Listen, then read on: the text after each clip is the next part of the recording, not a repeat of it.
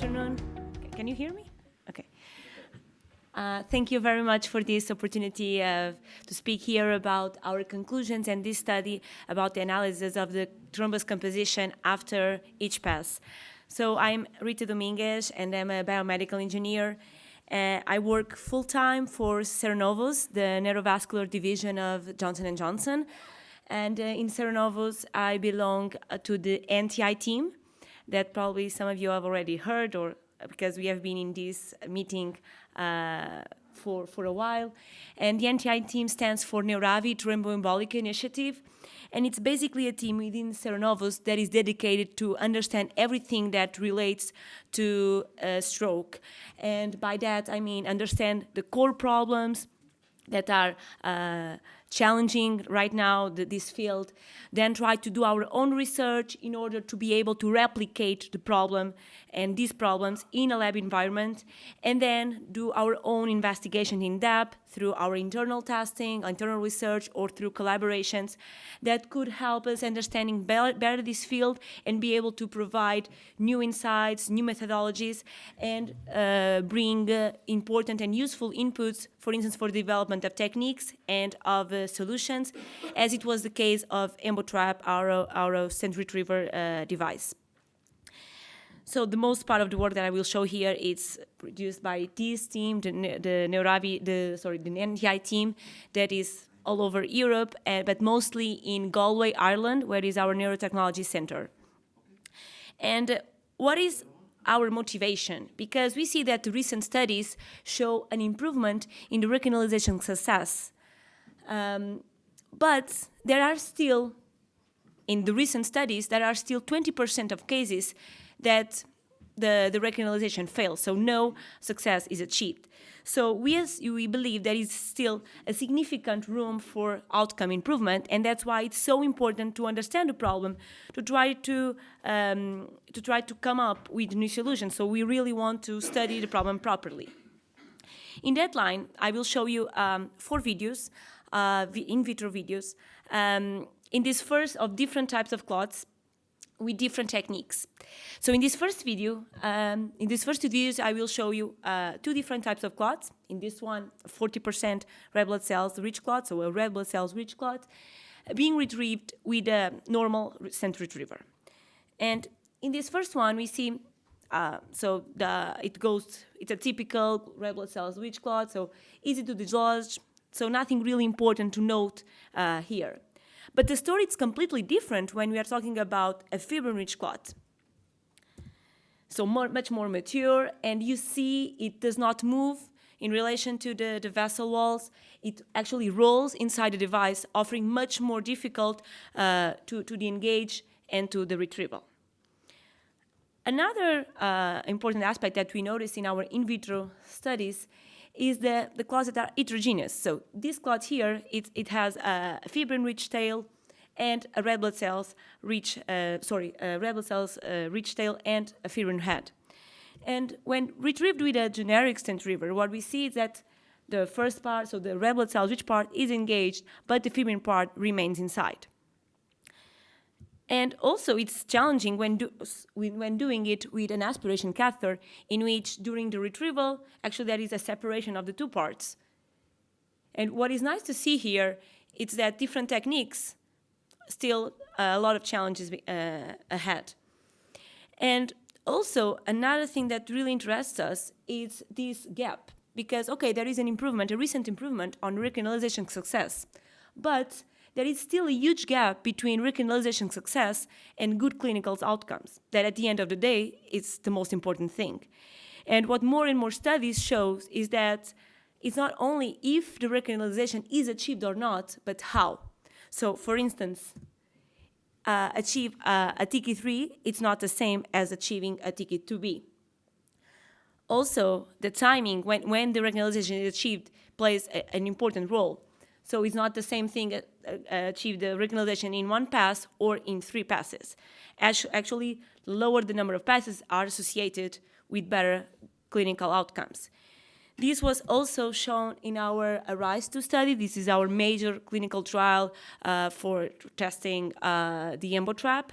And we saw that there was a significant increase in good clinical outcomes when the perfusion was achieved in one pass.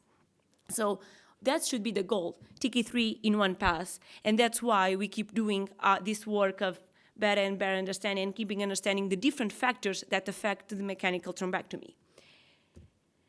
So, and these are the major ones. So the tortuous anatomy of the brain that always bring access problems and can increase the timing to achieve the recanalization, the timing to achieve the occlusion. Also the vessel disease that it was already discussed here today. The clot itself, as I already mentioned and showed, and of course the techniques that you have been talking a lot today. The main one, and we've been dedicated more and more time, was the clot. And the work of an NTI with clots, as a long story, it started with the beginning of Neuravi, that was a startup that was acquired by Johnson & Johnson, and it was in 2010. And the way we thought about this was, let's try to understand the entire journey of the clot. How does the clot form? Where does it form? What are the conditions there before embolization? How does it embolize? Why does it embolize? Where does it go? And what are the conditions at the occlusion? Then the retrieval, the different techniques that can be used. And at the end, if the recanalization fails, try to understand why it failed. And if the clot came, try to analyze it and understand better the composition. And looking to the composition, so when we analyze the microstructure, we can see evident differences. We can see some white portions, red portions. We can see they're more intact or fragmented, more elongated or compact. And this sometimes, when analyzing a clot immediately after it comes out, it's really helpful to try to understand maybe why, this is maybe a fibrin clot, so there's probably why it offered much more resistance. So these conclusions are easier to take and to see immediately. But when we examine the microstructure of the thrombus, then we are able to learn more about the features that result in their mechanical properties, that at the end of the day are a key point in the mechanical thrombectomy, and how the clot interacts with the devices, how it interacts with the vessels. And when we try to look to this composition, we looked in literature some papers, and these 3 papers were really good analyzing the histopathological composition of retrieved clots. And we combined the data of these 3 papers, and together we get this graph here, in which we see how diverse clots can be. We can have clots that are almost 100% of red blood cells, or clots that are mainly fibrin. And these studies from the literature were really and extremely important to develop our own clot analogs, the NTI clot analogs, using sheep blood, not human blood. And as I said, because for us it would be important to replicate these problems in a lab environment to help making these investigations in depth. But the main problem of these studies is that all of the clots were combined for analysis without differentiation between the pass number that was removed in. So it was an analysis per patient and not per pass. So that's why we performed this study to examine the clot and the fragments removed during each pass, after each pass of a thrombectomy procedure, and try to see if there is any conclusion that can be taken from there. So this study was realized, it took place in Beaumont Hospital, in partnership with Beaumont Hospital in Ireland. And what it was done was the fragments were collected after each pass, and each pass had their own fragments in a different container. So we would have as many containers as the number of passes. Then everything was documented and registered, and then they were sent for analysis. And the histopathological composition is possible to do due to histology stains, namely the Marshall scarlet blue. As you can see an example here of one of the fragments that was collected, in which red blood cells is in yellow and fibrin in pink. So you can have an overall idea of this study. There were 60 patients, 60 cases that were included, and we noticed that at the end, in about 30% of the cases, more than 2 passes were needed. So overall, it were done 138 procedural passes, and the technique used was up to the physician. We had no interference on that, but at the end, the information that we collected, 10% of the cases, it was used aspiration only, and in the rest, it was a combination of stent retriever and co-aspiration. So this is one of the cases. So here you can see that everything was documented. So where was the occlusion, which kind of technique was used, also if it was administered or not, RTPA, and the suspected etiology. And these are some of the images and graphically how we can see it. So we can see the fragments that come from each pass, and also the Tiki score after each pass and from which location the fragments were collected. And here, for instance, we see that pass 5, there was no clots. And we can see that the last passes, we see that it was necessary to get it to distal occlusions, there was distal embolizations, and they are mainly fibrin-rich clots. So this is another way to see it. Again, pass 5, no clot. And for instance, we can see now with the sizes, so we can have the relative size, the relative proportions. We can see that, for instance, in pass 6, the proportion, the composition of fibrin was much higher compared with red blood cells. And if we see, for instance, pass 1, it was pretty much 1-to-1.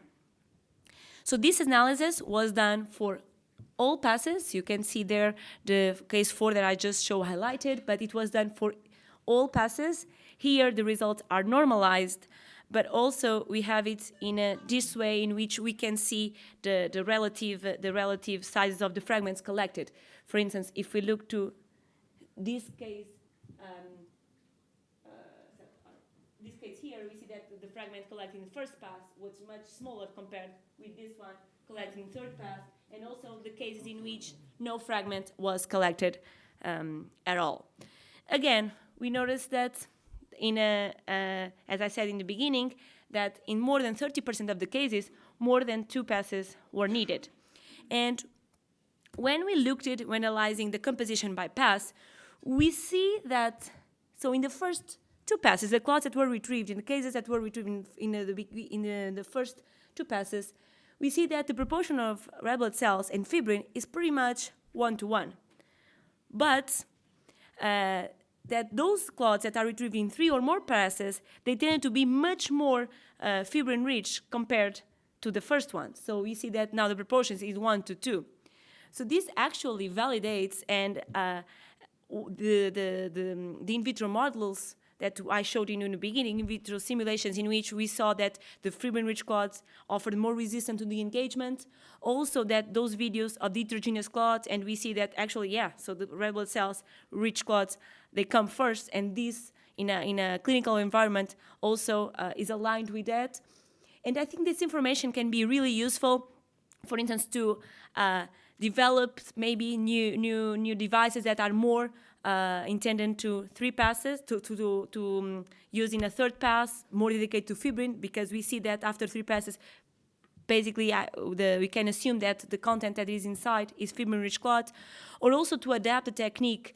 And once when the imaging probably will allow to anticipate and to predict which kind of clot is inside, better adjust the technique in order to, as I said in the beginning, TK3 first pass should be the goal. And that's pretty much it. Thank you very much for your time. And I'm here to listen any comment, any question that you have. Do you think that TPA has any modifies the clot, the composition? Yeah, we have been doing some preliminary testing on that, and now we are conducting a beta test inside. So with the silicon models, in which we expose the clot to a certain concentration of TPA and see the results. So, and then try to remove and see if there is any difference. We don't have the results yet, but we believe that, yeah, it has an impact. If it's for good or for bad, I am not sure. Because some people argue that sometimes maybe it's better not give TPA because makes the clot looser. So when you're doing thrombectomy, it might break and you have distal embolization. That's why. Yeah, that's a very good point, because I have heard that I don't do procedures, so I cannot talk by experience, but I heard from some physicians that actually they believe that it could be better to do the opposite, because now the standard is TPA and then mechanical thrombectomy. Maybe do the opposite, like first mechanical thrombectomy, and then if there is some distal emboli that is still inside, administrate some RTPA that could help getting away of these last pieces. But yet we don't have a correct or a definitive answer for that. But we are actually looking for this aspect now, yeah. No? Thank you very much. I guess you definitely are developing a retriever that will get all the fibrin-rich clots out after first pass, isn't it? So we are actually... You can test it now, and you're Yeah. sure, so... The problem is we don't know which kind of clot is inside, and if it's a fibrin... Yes, okay, but just pretend that it's a fibrin-rich clot, because that are the difficult ones. Yeah. So just design your retriever for the difficult clots, and then you will be always good. Yeah, so what happened, the EmboTrap, the stent retriever, our stent retriever, was designed to be as versatile as possible. So red blood cells, rich clots, and fibrin-rich clots. The problem is we know and we are aware that the really tough ones, these are still a challenge for any stent retriever. So yeah, we are looking for new devices in order to be more dedicated to fibrin, but our point, and that's what we are assessing now, how they will deal with the red blood cells, which ones, because we don't want to commit to that compromise. So when the clots can be predicted in advance, then everything it's going to be super easy.